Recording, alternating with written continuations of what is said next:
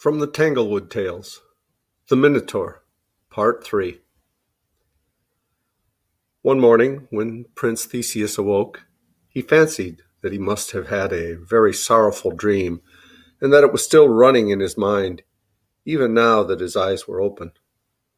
For it appeared as if the air was full of melancholy wail, and when he listened more attentively, he could hear sobs and groans and screams of woe mingled with deep, quiet sighs, which came from the king's palace and from the streets and from the temples and from every habitation in the city.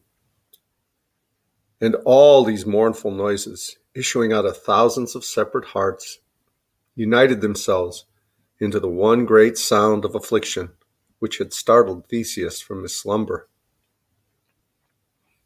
He put on his clothes as quickly as he could, not forgetting his sandals and gold-hilted sword, and hastened to the king, inquired what it all meant.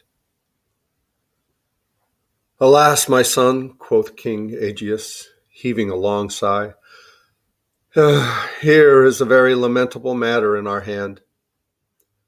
This is the woefulest anniversary in the whole year. It is the day when we annually draw lots to see which of the youths and maidens of Athens shall go to be devoured by the horrible Minotaur." "The Minotaur!" exclaimed Prince Theseus, and, like a brave young prince as he was, he put his hand to the hilt of his sword. "What kind of a monster may that be? Is it possible, at the risk of one's life, to slay him?" But King Aegeus shook his venerable head, and to convince Theseus that it was quite a hopeless case, he gave him an explanation of the whole affair. It seems that in the island of Crete there lived a certain dreadful monster called a Minotaur, which was shaped partly like a man and partly like a bull, and was altogether such a hideous sort of a creature that it is really disagreeable to think of him.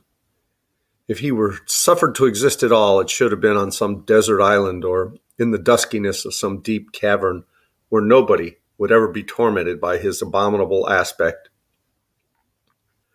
But King Minos, who reigned over Crete, laid out a vast deal of money in building a habitation for the Minotaur, and took great care of his health and comfort, merely for mischief's sake. A few years before this time, there had been a war between the city of Athens and the island of Crete, in which the Athenians were beaten and compelled to beg for peace. No peace could they obtain, however, except on the condition that they should send 7 young men and 7 maidens every year to be devoured by the pet monster of the cruel King Minos.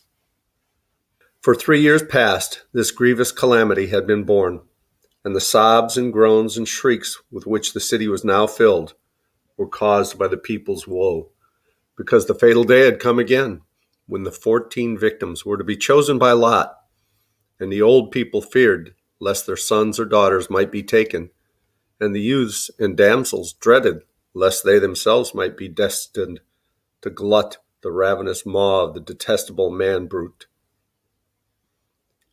But when Theseus heard the story, he straightened himself up so that he seemed taller than ever before. And as for his face, it was indignant, despiteful, bold, tender, and compassionate, all in one look. "Let the people of Athens this year draw lots for only 6 young men instead of 7, said he. "I myself will be the 7th, and let the Minotaur devour me, if he can." "Oh, my dear son," cried King Aegeus, "why should you expose yourself to this horrible fate? You are a royal prince, and have a right to hold yourself above the destinies of common men." "It is because I am a prince, your son, and the rightful heir of this kingdom, that I freely take upon me the calamity of your subjects," answered Theseus.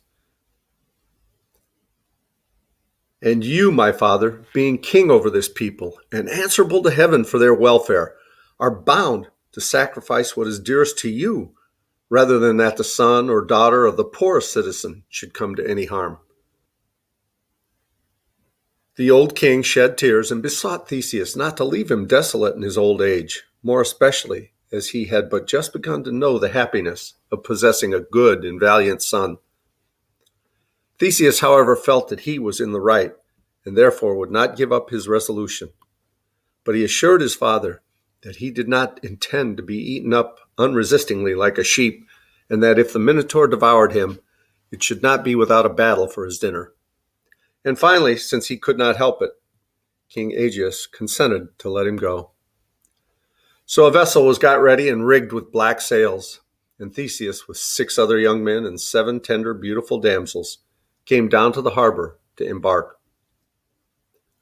A sorrowful multitude accompanied them to the shore. There was the poor old king, too, leaning on his son's arm, and looking as if his single heart held all the grief of Athens. Just as Prince Theseus was going on board, his father bethought himself of one last word to say. "My beloved son," he said, grasping the prince's hand, "you observe that the sails of this vessel are black, as indeed they ought to be, since it goes upon a voyage of sorrow and despair. Now, being weighed down with infirmities, I know not whether I can survive till the vessel shall return. But as long as I do live, I shall creep daily to the top of yonder cliff to watch if there be a sail upon the sea. And dearest Theseus, if by some happy chance you should escape the jaws of the Minotaur, then tear down those dismal sails, and hoist others that shall be bright as the sunshine. Beholding them on the horizon, myself and all the people will know that you are coming back victorious, and will welcome you with such a festal uproar as Athens never heard before." Theseus promised he would do so. Then, going on board, the mariners trimmed the vessel's black sails to the wind, which blew faintly off the shore, being pretty much made up of the sighs that everybody kept pouring forth on this melancholy occasion. But by and by, when they had got fairly out to sea, there came a stiff breeze from the northwest, and drove them along as merrily over the white-capped waves as if they had been going on the most delightful errand imaginable. And though it was a sad business enough, I rather question whether 14 young people, without any old persons to keep them in order, could continue to spend the whole time of the voyage in being miserable.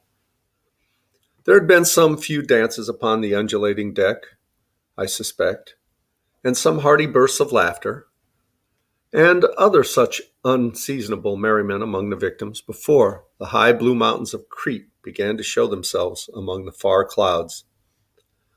That sight, to be sure, made them all very grave again. Theseus stood among the sailors, gazing eagerly toward the island, although as yet it seemed hardly more substantial than the clouds amidst which the mountains were looming. Once or twice he fancied he saw a glare of some bright object a long way off, flinging a gleam across the waves. "Did you see that flash of light?" he inquired of the master of the vessel. "No, Prince, but I have seen it before," answered the master. "It came from Talus, I suppose." As the breeze came fresher just then, the master was busy with trimming his sails, and had no more time to answer questions. But while the vessel flew faster and faster toward Crete, Theseus was astonished to behold a human figure, gigantic in size, which appeared to be striding with a measured movement along the margin of the island. It stepped from cliff to cliff, and sometimes from one headland to another, while the sea foamed and thundered on the shore beneath, and dashed its jets of spray over the giant's feet. What was still more remarkable, whenever the sun shone on his huge figure, it flickered and glimmered. Its vast countenance, too, had a metallic luster, and threw great flashes of splendor through the air. The folds of its garments, moreover, instead of waving in the wind, fell heavily over its limbs, as if woven of some kind of metal. The nigher the vessel came, the more Theseus wondered what this immense giant could be, and whether it actually had life or no. For though it walked and made other lifelike motions, there yet was a kind of jerk in its gait, which, together with its brazen aspect, caused the young prince to suspect that it was no true giant, but only a wonderful piece of machinery.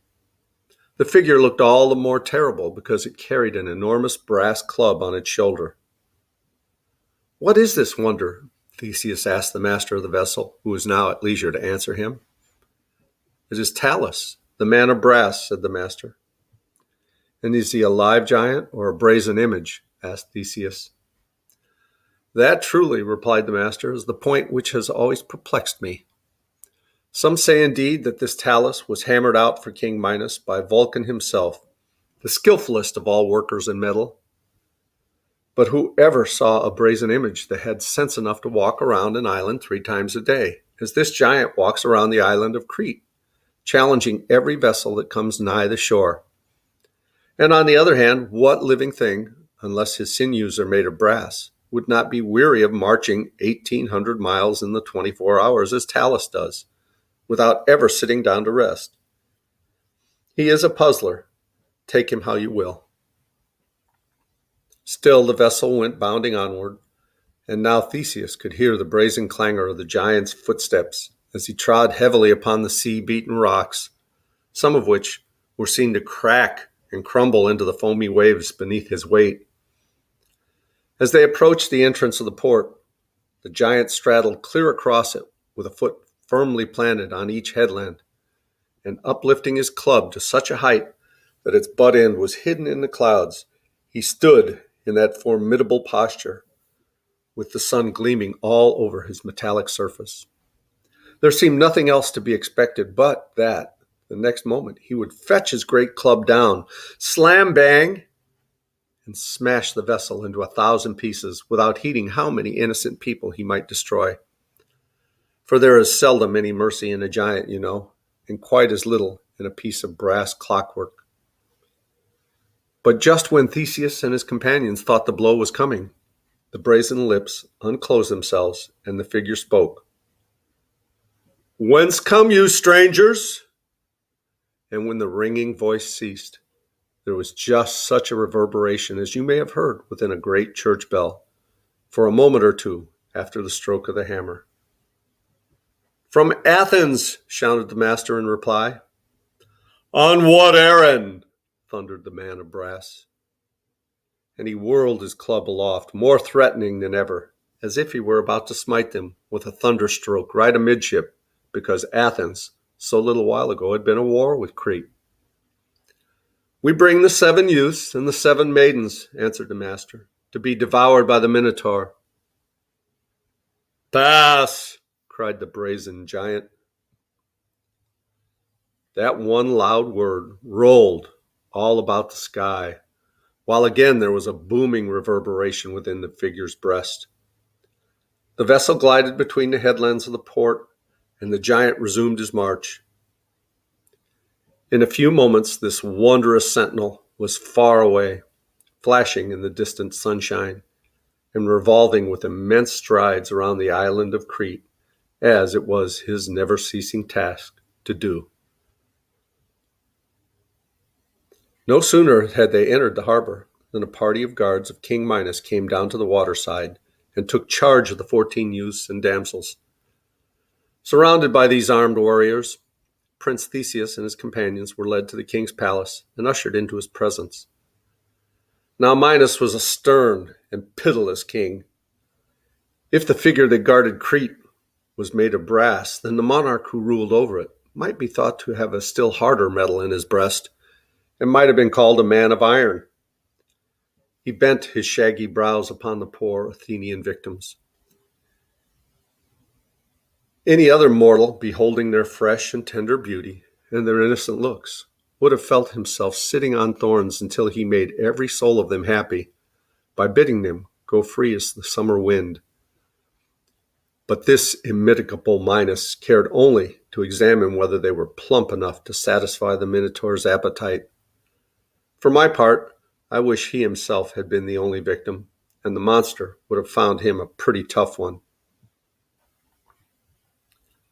One after another, King Minos called these pale, frightened youths and sobbing maidens to his footstool, gave them each a poke in the ribs with his scepter to try whether they were in good flesh or no, and dismissed them with a nod to his guards.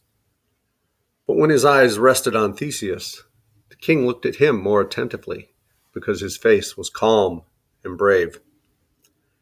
"Young man," he said with his stern voice, "are you not appalled at the certainty of being devoured by this terrible Minotaur?"